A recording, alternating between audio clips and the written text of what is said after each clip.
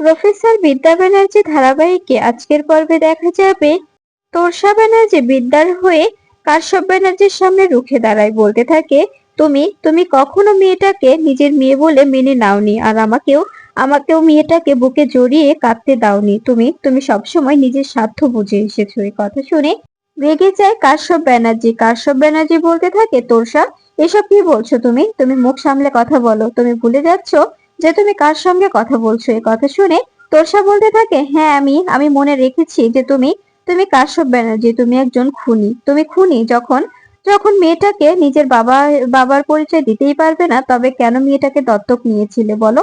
কেন নিয়েছিলে দত্তক? তখন এই কথা শুনে দেখা যায় কাশ্যপ ব্যানার্জি বলতে থাকে, আমি আমি দত্তক নিইনি। আমি বারবার বারণ করেছিলাম যে যে কাকের বাসায় ওই কোকিলের বাচ্চা কখনো কখনো অ্যাডজাস্ট করে থাকতে পারবে না, কিন্তু কিন্তু আমার কথা শুনেনি মৃন্ময়ী। এই কথা শুনে দেখা যায় তখনই তখনই দেখা যায় তোরসা অনেক রেগে যায়। তোরসা বলতে থাকে, মুখ সামলে কথা বলো, নিজের ভাষা ভাষা সংযত করে কথা বলো। তুমি যে কথাগুলো বলছো সেগুলো যে কিভাবে কি কোন মুখ দিয়ে বলছো আমি সেটাই তো বুঝতে পারছি না। সত্যি তোমার মুখের কোনো ভাষা নেই। তোমাকে যত দেখছি ততই অবাক হচ্ছি। সত্যি তুমি একজন ক্রিমিনাল, তুমি একজন ক্রিমিনালে পরিণত হয়েছো। এই কথা শুনে দেখা যায় তখনই কাশ্যপ ব্যানার্জি বলতে থাকে, তুমি কিন্তু আমার সঙ্গে মিসবিহেভ করছো তোষা, মিসবিহেভ করছো। তখনই তোষা বলতে থাকে, হ্যাঁ, মিসবিহেভ করছি, কারণ কারণ তুমি একটা খুনি। তুমি তুমি মৃন্ময়ী ব্যানার্জিকে খুন করেছিলে, মৃন্ময়ী ব্যানার্জিকে খুন করেছিলে, করে আমাকে বিয়ে করেছিলে। আমার তখন তখন কাশ্যপ ব্যানার্জি বলতে থাকে, তোষা, আমি তোমার মুখে এসব এসব কথা নেক্সট টাইম শুনতে চাই না। আমি ফোন করেছিলাম শুধুমাত্র তোমার কারণে, তোমাকে ভালোবেসে তোমাকে নিয়ে ঘরে নেওয়ার জন্যই আমি মৃন্ময়ীকে খুন করতে বাধ্য হয়েছিলাম। এদিকে এরপরে দেখা যায় রাজদীপ চ্যাটার্জি ফোন করে কাশ্যপ ব্যানার্জিকে। কাশ্যপ ব্যানার্জিকে ফোন করলে তখনই রাজদীপ বলতে থাকে, কি হয়েছে? এরপরে দেখা যায় কাশ্যপ ব্যানার্জি বলতে থাকে, আপনি আমাকে ফোন করেছেন কেন?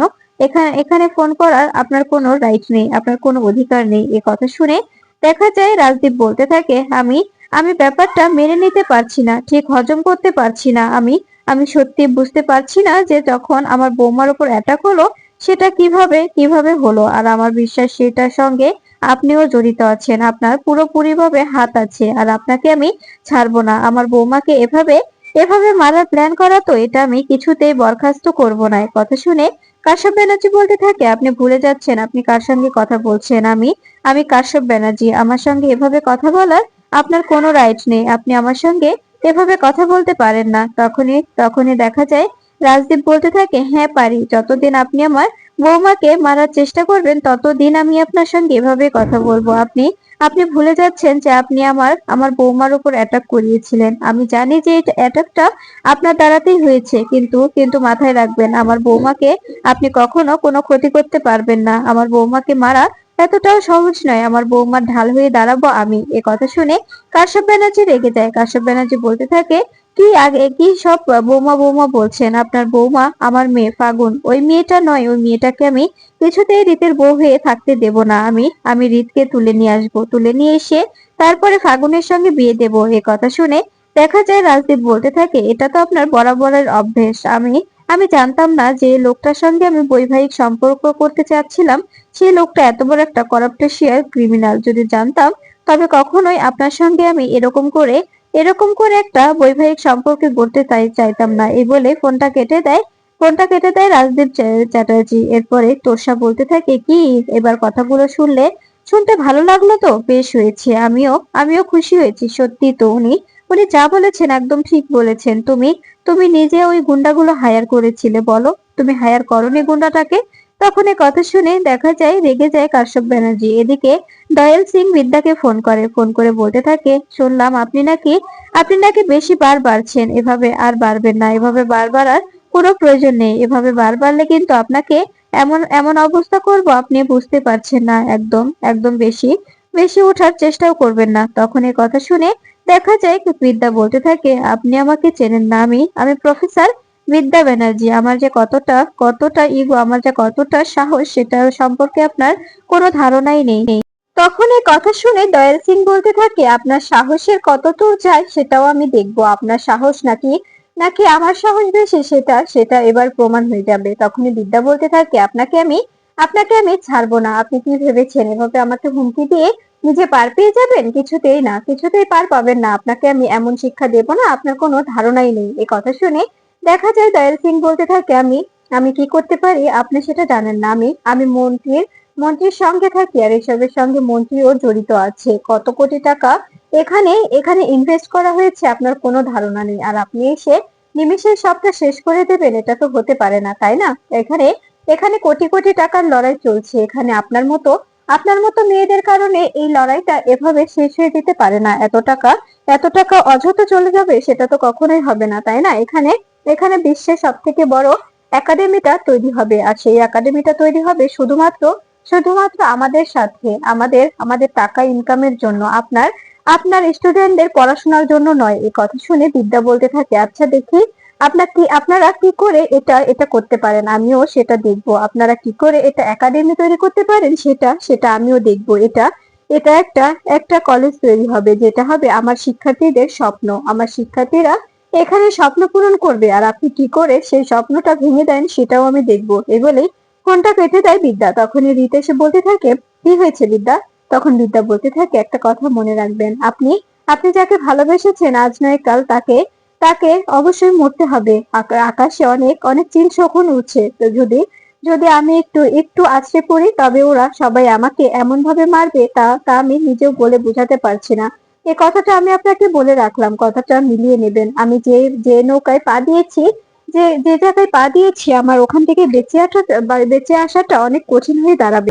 ওরা আমাকে বাঁচতে দেবে না আমি জানি, কিন্তু কিন্তু এর আগে আমি আমার স্টুডেন্টদের ভবিষ্যৎটা সুন্দর করে গড়ে দেব। তারপরে তারপরে আমি এখান থেকে বিদায় নেব। তার আগে নয়, তার আগে পর্যন্ত আমি যে করে হোক এই লড়াইটা টিকিয়ে রাখবো। এই লড়াইয়ে আমি থেকেই যাব, আমি কিছুতেই এই লড়াই থেকে সরিয়ে যাব না। তখনই রিত বলতে থাকে, বিদ্যা এরকম কেন করছো বলো, আমি তো তোমার জন্য আছি, তাই না? এই বলে বিদ্যাকে জড়িয়ে ধরে রিত। তখন বিদ্যা বলতে থাকে, সারাটা জীবন এভাবে আগলে রাখবেন, কখনো কখনো দূরে যেতে দেবেন না, কথা দিন। তখনই রিত বলতে থাকে, হ্যাঁ বিদ্যা, আমি তোমাকে কথা দিচ্ছি, আমি কখনোই তোমাকে ছেড়ে যাব না, সারাটা জীবন তোমাকে আগলে রাখবো। তখন এই কথা শুনে বিদ্যা বলতে থাকে, আমিও ঠিক এভাবেই থাকতে চাই। তখনই দেখা যায় সেখানে চলে আসে রাজদীপ চ্যাটার্জি। রাজদীপ এসে বিদ্যা ও রিতকে একসঙ্গে দেখে নিজে নিজে ঘুরে তাকায়, আর বলতে থাকে, এই বেটা এভাবে এভাবে কি প্রেম করে বলতো? তোর বাবাকে দেখ, তোর বাবার থেকে শেখ, তুই আসলে আসলে আমার মতো একটুও হোসনি, আমার থেকে শিখতে পারিস না? এই কথা শুনে রিত বলতে থাকে, কি বাবা, কি শিখবো তোমার থেকে, বলো তো কি শেখার আছে তোমার থেকে? তখনই লজ্জা পেয়ে বিদ্যা সরে দাঁড়ায়। এরপরে রাজদীপ বলতে থাকে, দেখতে পাচ্ছিস না, আমি এখনো এখনো তো তোর মায়ের সঙ্গে যখন প্রেম করি, দরজা আটকে প্রেম করি। তুই এভাবে দরজা আটকে প্রেম করতে পারিস না? দরজা খুলে কেন প্রেম করিস বলতো? এ কথা শুনে হাসতে থাকে বিদ্যা। তখনই দেখা যায় মিস্টার রাজদীপ চ্যাটার্জি ও জিভে কামড় দিয়ে সেখানে দাঁড়িয়ে যায়, আর বলতে থাকে, সত্যি তোর জন্য আমিও নির্লজ্জ হয়ে যাচ্ছি। এই ছেলেটার জন্য নিজেকে আর আটকে রাখতে পারছি না, নিজেও নির্লজ্জে পরিণত হচ্ছি। এ কথা শুনে রিত বলতে থাকে, আচ্ছা বাবা, সত্যি করে বলো তো, তুমি বিদ্যাকে সত্যি সত্যি মেয়ে বলে মেনে নিয়েছো? এরপর রাজদীপ বলতে থাকে, হ্যাঁ মেয়ে বলে মেনে নিয়েছি। আমি ওকে আমার পুত্রবধূ তৈরি বানাবো। আমি তোমার আর ওর বৈবাহিক ভাবে বিয়ে দেবো। এই কথাটা আমি তোমাকে বললাম, আমি আমি সেই ডেটও ফিক্স করে নিয়েছি। এরপরে দেখা যায় তখনই সঞ্জয় এসে বলতে থাকে, এটা কোনোভাবে সম্ভব না দাদা। আপনি কি করে বলছেন ওর সঙ্গে বিয়ের কথা, যার কোনো জন্ম পরিচয় নেই, যার কোনো বাবা মার ঠিক নেই, যার বাবা মা কোথায়, ওর কোনো বংশ পরিচয় নেই, তার সঙ্গে কি করে আমাদের চ্যাটার্জি বাড়ির ছেলের বিয়ে হতে পারে বলুন তো? আপনি এটা কোন দিক থেকে বলতে পারছেন? তখন এই কথা শুনে দেখা যায় রাজদীপ চ্যাটার্জি রেগে যায়, আর বলতে থাকে, কেন সৃঞ্জয়ী, তুমি এসব কথা বলছো? তোমার লজ্জা করছে না? এসব কথা বলার তো কোনো মানে নেই। ওর একটাই পরিচয়, ও আমার পুত্রবধূ, আর আমার ছেলে রিতের ওয়াইফ, এটাই ওর পরিচয়। ওর পিতৃ পরিচয় কেন প্রয়োজন? বিয়েতে তো কোনো পিতৃ পরিচয় প্রয়োজন নেই। আমি ওর শ্বশুর মশাই, আমি ওর বাবা, আমি ওর কন্যা সম্প্রদান করব, এতে তোমার সমস্যা আছে? তখনই সঞ্জয় বলতে থাকে, দাদা আপনি বুঝতে পারছেন না, আপনি যেটা করছেন একদম ঠিক করছেন না। এভাবে এভাবে করাটা কিন্তু ঠিক হচ্ছে না, বুঝে নিন। তখনই রাজদীপ বলতে থাকে, তুমি একদম বাড়াবাড়ি করবে না সঞ্জয়, একদম বাড়াবাড়ি করবে না। আমি যেটা করছি আমাকে সেটা করতে দাও, আমাকে আমাকে সেটাতে কনসেপ্ট করতে দাও। তোমাকে এতটা নিয়ে এত কিছু ভাবতে হবে না। তখনই দেখা যায় বিদ্যা সৃঞ্জয়ের কথাগুলো কানে বাজতে থাকে। বিদ্যা মনে মনে বলতে থাকে, আমিও আমিও প্রতিজ্ঞা করব, যতক্ষণ না আমি আমার বাবা মাকে খুঁজে বের করছি, আমার পরিচয় খুঁজে বের করছি, ততক্ষণ না আমিও এই বিয়েতে বসবো না। এরপরে দেখা যায় রাজদীপ বলতে থাকে, রিত তুমি চিন্তা করো না, সৃঞ্জয় যাই বলুক না কেন, আমি ডিসিশন নিয়েছি তোমার আর বিদ্যার নতুন করে বৈবাহিক ভাবে আমরা বিয়ে দেব। তখন এ কথা শুনে সৃঞ্জয় বলতে থাকে, দাদা আপনি বুঝতে পারছেন না, আপনি যে কাজটা করছেন সেটা কিন্তু ঠিক হচ্ছে না। ঠিক তখনই বিদ্যা বলে ওঠে, মাফ করবেন, আমি আমি এই বিয়েটা এখন করতে পারবো না। আমি আমি যতদিন না আমার পিতৃ পরিচয় খুঁজে বের করছি আমার বাবাকে আমার মাকে, ততদিন আমি এই বিয়েটা করতে পারবো না। উনি তো ঠিকই বলেছেন, আমার তো কোনো পরিচয় নেই, আমি কোন অধিকারে এবারের বউ হব? যেদিন আমি আমার বাবাকে খুঁজে বের করতে পারবো, আমার বাবা আমাকে কন্যা সম্প্রদান করতে পারবে, সেদিনই আমি বিয়ের পিঁড়িতে বসবো, তার আগে নয়। তার আগে আমি বিয়ের পিঁড়িতে বসবো না। আপনি আপনি প্লিজ কিছু মনে করবেন না, আমাকে ক্ষমা করে দেবেন। এরপরে দেখা যায় পরদিন সকালবেলা রাজদীপ ত্রিধা ত্রিধা ও রূপ তিনজনে মিলে বিয়ের কার্ড নিয়ে ব্যানার্জি বাড়িতে চলে আসে। সেখানে এসে রাজদীপ চ্যাটার্জি কাশ্যপ ব্যানার্জির হাতে কার্ডটা দিলে কাশ্যপ ব্যানার্জি বলতে থাকে, এটা কিসের কার্ড? তখনই ত্রিধা বলতে থাকে, কার্ডটা খুলে দেখুন, খুলে দেখলেই বুঝতে পারবেন, খুলে দেখলেই তো বোঝা যায় তাই না? তখনই তোষা সেখানে স্থির হয়ে দাঁড়িয়ে আছে। তোষা বলতে থাকে, হ্যাঁ কার্ডটা খুলে দেখো, কার্ডটাতে কি আছে দেখে নাও। তখনই কপিল বলতে থাকে, দাদা দেখো তো এটা কিসের কার্ড? অযথা এভাবে এভাবে সময় নষ্ট করার তো কিছু নেই। যে কথা বলা সেই তখনই কাশ্যপ ব্যানার্জি কার্ডটা খুলে দেখে। কার্ডটা খুলতেই কাশ্যপ ব্যানার্জির চোখ কপালে উঠে যায়। কাশ্যপ ব্যানার্জি অবাক হয়ে যায় আর বলতে থাকে, এটা কি করে হতে পারে? এটা এটা আমি মানি না মিস্টার রাজদীপ চ্যাটার্জি, আপনি আপনি যেটা করছেন একদম ঠিক করছেন না, এটা কিন্তু ঠিক হচ্ছে না। আমি বারবার বলছি, আপনার ছেলের সঙ্গে শুধুমাত্র আমার মেয়ে ফাগুনকেই মানায়, বিদ্যাকে নয়। বিদ্যাকে আপনি কিছুতেই বাড়ির বউ বানাতে পারেন না, বিদ্যা কিছুতেই ও বাড়ির বউ হতে পারে না, এটা আমি কিছুতেই মানতে পারবো না। কারণ কারণ ও বাড়িতে শুধুমাত্র আমার মেয়ে ফাগুনের অধিকার, ফাগুন রিতকে ভালোবাসে। ও বাড়িতে যদি বউ হয়ে কেউ যায়, সেটা হচ্ছে একমাত্র আমার মেয়ে ফাগুন। তাই আপনারা যাই বলুন না কেন, বিদ্যাকে ও বাড়ির বউ আপনারা কিছুতেই বানাতে পারেন না। এটা এটা আপনি বেইমানি করছেন। তখন এ কথা শুনে দেখা যায় কাশ্যপ ব্যানার্জির কথা শুনে রূপ বলতে থাকে, আপনাদের থেকে আমরা কোনো বেইমানি আর না বেইমানির কথা শুনবো না। তবে যদি আমরা বেইমানি করি, আপনারা বিদ্যার সঙ্গে কি করেছেন? বিদ্যা বলে মেয়েটিকে এতটা বছর হলো এভাবে এভাবে ঠকিয়ে এসেছেন, এটাকে কি বলে বলুন তো? আর দেখছি তোষা ব্যানার্জি কোনো কথা বলছে না। ওনার কি হয়েছে, উনি কথা বলছে না যে?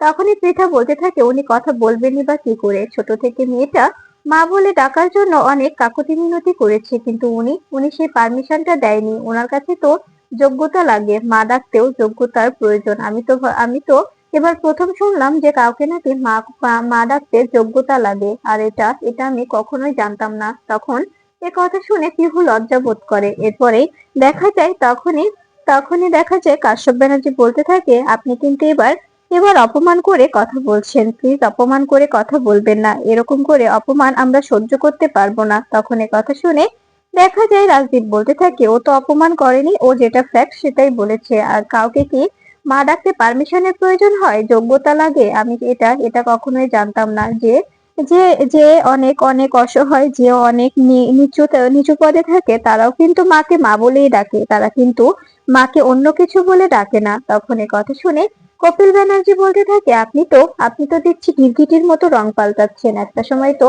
আপনি বিদ্যাকে একটুও সহ্য করতে পারতেন না, কিন্তু এখন এখন বিদ্যা বলতে পাগল, বিদ্যা অন্ত প্রাণ হয়ে গেছেন। কেন? বিদ্যা কি কি এতটা সে বুঝিয়েছে যার কারণে বিদ্যাকে ছাড়া আপনি কিছুই বুঝতে পারছেন না?